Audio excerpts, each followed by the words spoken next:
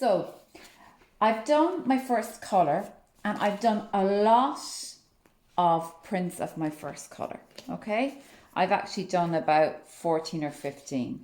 I would suggest to you to definitely do 7, 8 or 9, okay? Because the reason why we do so much is because when you go to register and do your second print, sometimes maybe many times it might go a little bit wrong. You're not going to end up with 14 prints. You might end up with maybe 7 prints if you're lucky, because a little jig the wrong way and the registration just knocks a little bit off. So that's why we do a lot of the first colour print. And I've done these mainly in blues and different shades of blues. I haven't gone too far off. You could try different colours, but I suggest just to do lots of the same colour, okay? They're just in slightly different shades. So now the next thing I have done is I have cut out my whatever I want to be blue. So if you look at my print, and you can imagine what I've done is I've cut everything out here that I want to keep blue. And whatever I don't want to keep blue, I have kept. So you can kind of basically see there's kind of nothing really left there, you know, just the tree and the field. What I've also done here, lads, if you want to have a little look, is there's some parts of this where I've cut out, but there's still little raised marks. So I can do two things. I can keep cutting, but I'm being a little bit late. I've rolled this out quite a bit, lads, and you need to roll quite heavily onto this part. You need to make sure you have plenty of ink on, because it tends to be a little bit harder. Plenty of ink, but not too much. If you put too much ink on, you're going to clog up all the cut marks. Now this bit of masking tape that I have down here, I'm putting it over. This is actually a clean piece of paper going underneath, even though this is just dried in, so it's actually clean. And what I noticed myself with my first couple of prints was that my lino is a little bit warped because it's quite an old lino. So I just noticed here, there's a try to stick a piece of masking tape down here for this warped bit, and I'm hoping that will just straighten things out. Because I noticed when I was doing this that it was just warping up a little bit. So hopefully that will straighten things out a little bit. Your linos will be newer, so they shouldn't have any warping in them, but this is kind of an old lino, so that's why this is occurring. So this is very important now, boys. We are going to place this straight here. Really important to place it straight up along the corner and the edges first for yourself. So making sure it's here. And the next thing to do is to start rubbing. You can quickly pull away your registration gig and then start rubbing.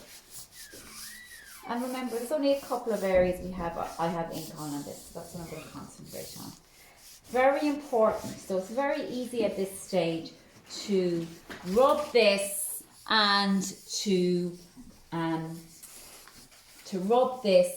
move your lino underneath.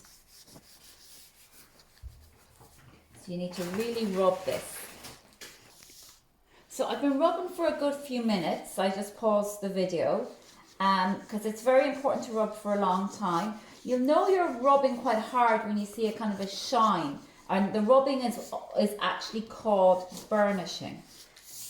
So hopefully, and again, it's very important when you're pulling up your lino. Oh, this looks good.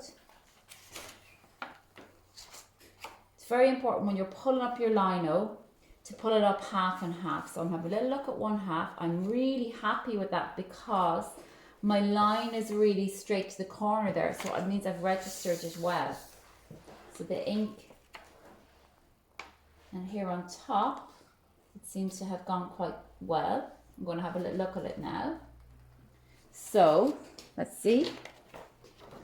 So I'm pretty happy with that. Okay, I have my nice edge down here, nicely registered. And maybe what I might do when I look at this now is maybe what I'll do is I might cut away a little bit in here so less of those bits come through. But I'm pretty happy with that print now, and that's me putting on my second colour, registering my second colour.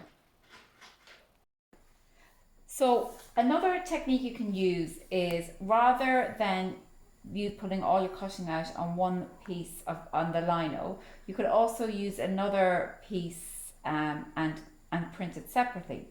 So that's what I am doing with this print here. So what I have then, that white space that I had left in the middle, I'm now going to put the squirrel part into it. So I'm pulling this out.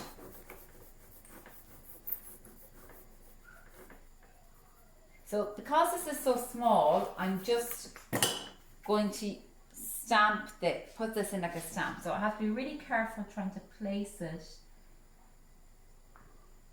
And also just dropping it once or it'll move.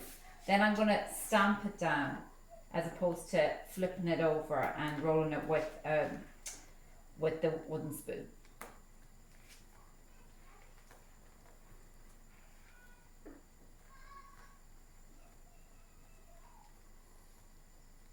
And exactly the same as when you're doing any of your lino printing, I'm going to check it. So what do I need to do here? I'm going to press down on this a little bit more.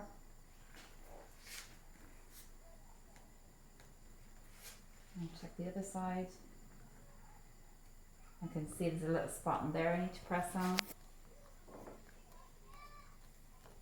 So this just gives you another technique that you can use, that you can add in other pieces of lino on top of your print or with your print to add in a completely different color or a different shape or whatever it may be. There you go.